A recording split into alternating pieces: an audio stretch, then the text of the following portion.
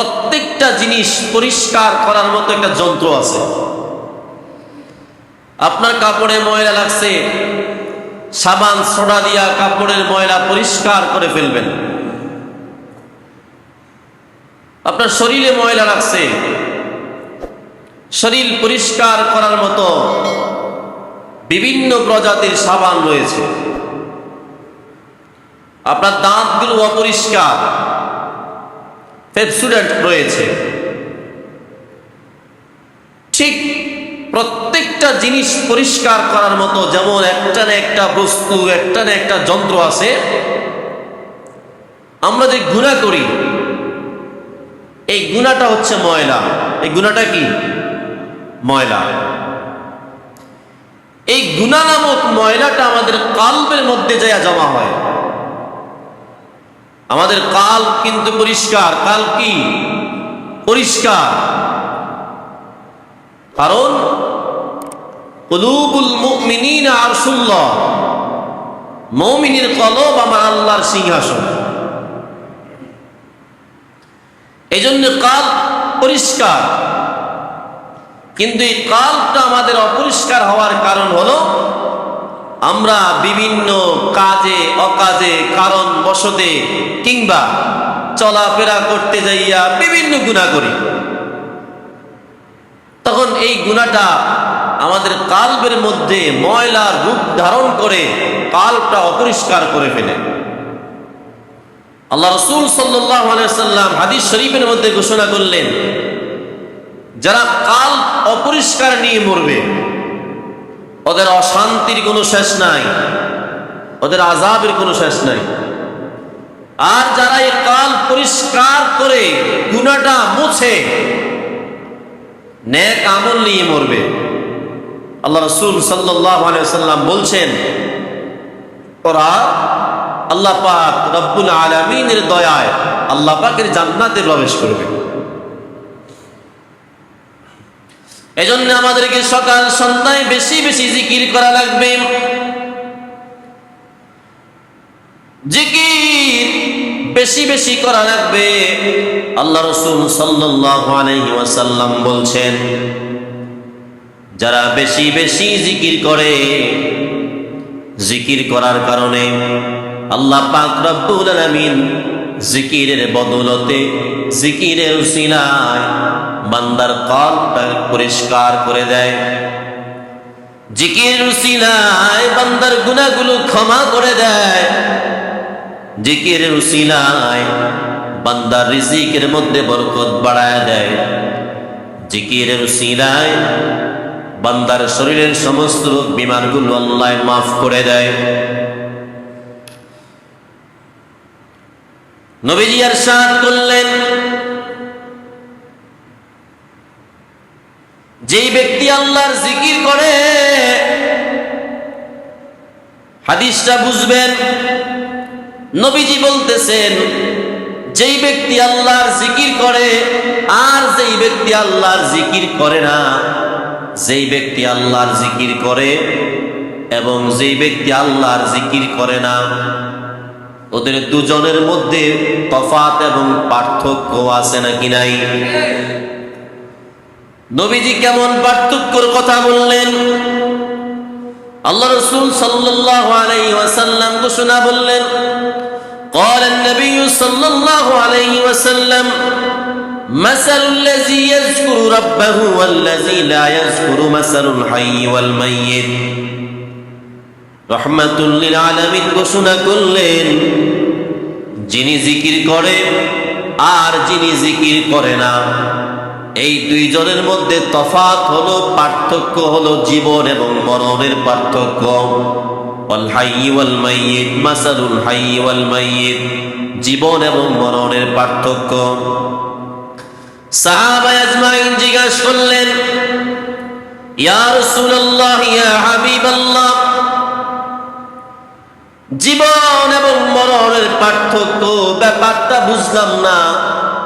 নবীজি আর সাথ করে বললেন, হে সাহাবীরা, যিনি বেশি বেশি আল্লাহর জিকির করে এই মানুষটা জীবিত, সে মরার পরও তার কলব থাকে জীবিত। আর যিনি আল্লাহর জিকির করে না ওই মানুষটা মরা। কারণ একটা মানুষ মরে গেলে দুনিয়ার কোনো কিছু সে বলতে পারে না। এই জন্যে মরা এবং জীবিতের মধ্যে পার্থক্য হলো যিনি জিকির করে এবং করে না। এই দুইজনের পার্থক্য হলো মরা মানুষ এবং জীবিত মানুষ। শুধু তাই নয়, নবীজি ইরশাদ করলেন, সাহাবায়ে কেরাম শুনে নাও, তোমাদের মধ্যে এমন এমন মানুষ আসবে যারা জীবিত থাকা অবস্থায় কবরের মধ্যে বসবাস করবে। জীবিত থাকা অবস্থায় কবরের মধ্যে বসবাস করবে। সব সাহাবীরা হতবাক হয়ে গেলেন, ইয়া রাসূলুল্লাহ, ইয়া হাবিবাল্লাহ, জীবিত থাকা অবস্থায় কবরের মধ্যে কেমনে বসবাস করে বুঝলাম না। রাহমাতুল লিল আলামিন ডেকে বলতেছেন, হ্যাঁ সাহাবায়ে কেরাম, কবরের মধ্যে যেমন কোনো প্রকারের নামাজ নাই, রোজা নাই, হজ নাই, যাকাত নাই, কবরে কোনো কিছুই নাই। যেই মানুষগুলো দুনিয়ায় থাকা অবস্থায় তার ঘরের মধ্যে নামাজ না পড়ে, যেই ঘরের মধ্যে নামাজ পড়ে না, ওই ঘর আর কবর দুটোটার মধ্যে কোনো তফাৎ নাই। যেই ঘরে নামাজ নাই ওই ঘরটা অন্ধকার, অন্ধকার মানে হলো কবর। যেই ঘরে নামাজ নাই ওই ঘরটা অন্ধকার, অন্ধকার মানে হলো কবর। কবরে থাকা যেই কথা, বেনামাজির ঘরের মধ্যে থাকাও একই কথা। এজন্য রাসূল বললেন, তোমরা নিজের ঘরটাকে কবর বানায়ো না, নিজের ঘরটাকে কবর বানায়ো না। আর নিজের ঘরটাকে যদি আলোকিত করতে হয়, নিজের ঘরটাকে যদি নূরে নূরান্বিত করতে হয়, দৈনন্দিন মিফতাহুল জান্নাতিস সালাহ, 5 ওয়াক্ত নামাজ পড়ো। এই 5 ওয়াক্ত নামাজের বিনিময় আল্লাহ সুবহানাহু ওয়া তাআলা তোমাকে জান্নাতের ব্যবস্থা করে দিবে। তাহলে ভাইরা আমার, যেই মানুষটা জিকির করে না ওই মানুষ আর মরা মানুষ এক সমান। আর যেই মানুষটার ঘরের মধ্যে নামাজ পড়ে না ওই ঘর আর কবর এক সমান। আল্লাহ রাসূল সাল্লাল্লাহু আলাইহি ওয়াসাল্লাম হাদিস শরীফের মধ্যে ঘোষণা করলেন, রাহমাতুল লিল আলামিন ডেকে বললেন, তোমরা যারা ব্যবসা করো, ব্যবসার মধ্যে যদি লাভবান হতে চাও, ব্যবসার মধ্যে যদি উন্নতি হতে চাও, ব্যবসার মধ্যে যদি লাভবান হতে চাও, ব্যবসার মাধ্যমে যদি উন্নতি করতে চাও, তাহলে তোমরা বেশি বেশি এই ব্যবসা প্রতিষ্ঠানের মধ্যে বসে বসে আল্লাহ পাকের জিকির করো, জিকির করো। নবীজি জিকির শিখায় দেয়া গেলেন। সবচাইতে উত্তম জিকিরের নাম হলো কোরআন তেলাওয়াত। সবচাইতে উত্তম জিকিরের নাম হলো কোরআন তেলাওয়াত। যারা বেশি বেশি কোরআন শরীফ তেলাওয়াত করে, একটা হরফ তেলাওয়াত করার কারণে আমুলনামার মধ্যে একটা নেকি দান করা হয়। যদি ওযুর সহিত একটা হরফ তেলাওয়াত করে, আল্লাহ পাক রব্বুল আলামিন আমুলনামার মধ্যে একটা নেকির বদৌলতে ওযুর কারণে 10টা নেকি দান করে দেয়। যদি মাহে রমজান মাসে ওযু সহকারে একটা হরফ তেলাওয়াত করে, আল্লাহ রাসূল সাল্লাল্লাহু আলাইহি ওয়াসাল্লাম ঘোষণা করলেন, একটা হরফের কারণে আমুলনামার মধ্যে 70টা নেকি আল্লাহ পাক রব্বুল আলামিন দান করে দেয়। এখন আপনার ব্যবসার মধ্যে লস আসতেছে, তার মানে বুঝতে হবে ব্যবসার মধ্যে শয়তানের ওয়াসওয়াসা আছে, ব্যবসার মধ্যে শয়তান ঢুকে গিয়েছেন।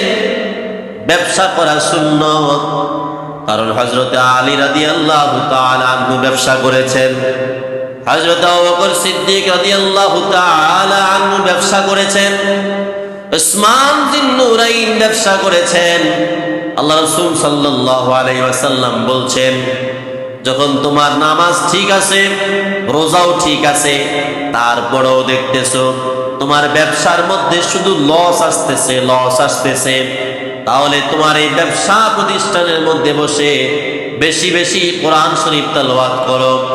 আর যদি কোরআন শরীফ তেলাওয়াত করতে না পারো, বেশি বেশি কালিমায়ে তাইয়্যিবার জিকির করো, লা ইলাহা ইল্লাল্লাহ মুহাম্মাদুর রাসূলুল্লাহ, লা ইলাহা ইল্লাল্লাহ মুহাম্মাদুর রাসূলুল্লাহ।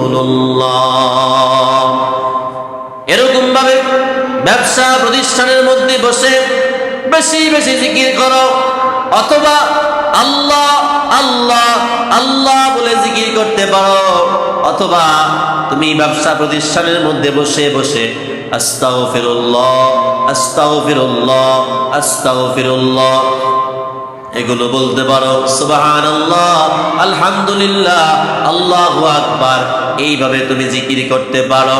রাহমাতুল লিল আলামিন ডেকে বললেন, যারা ব্যবসা প্রতিষ্ঠানের মধ্যে বসে বসে এইভাবে জিকির করবে, আল্লাহ রাসূল সাল্লাল্লাহু আলাইহি ওয়াসাল্লাম ঘোষণা করলেন, এই জিকিরের কারণে আল্লাহ পাক রব্বুল আলামিন তার উপরে খাস রহমত দান করবে, এবং রহমতের পাশাপাশি ব্যবসার মধ্যে আল্লাহ পাক রব্বুল আলামিন খাইরে বরকত দান করে দিবে। আপনি গাড়ির মধ্যে উঠছেন, এই ঈদের ছুটিতে অনেক মানুষ বাড়িতে যাবে, বিভিন্ন জায়গা থেকে এক জায়গা থেকে আরেক জায়গায় যাবে। এখন গাড়ির মধ্যে ওঠার পরে দোয়া আছে না নাই?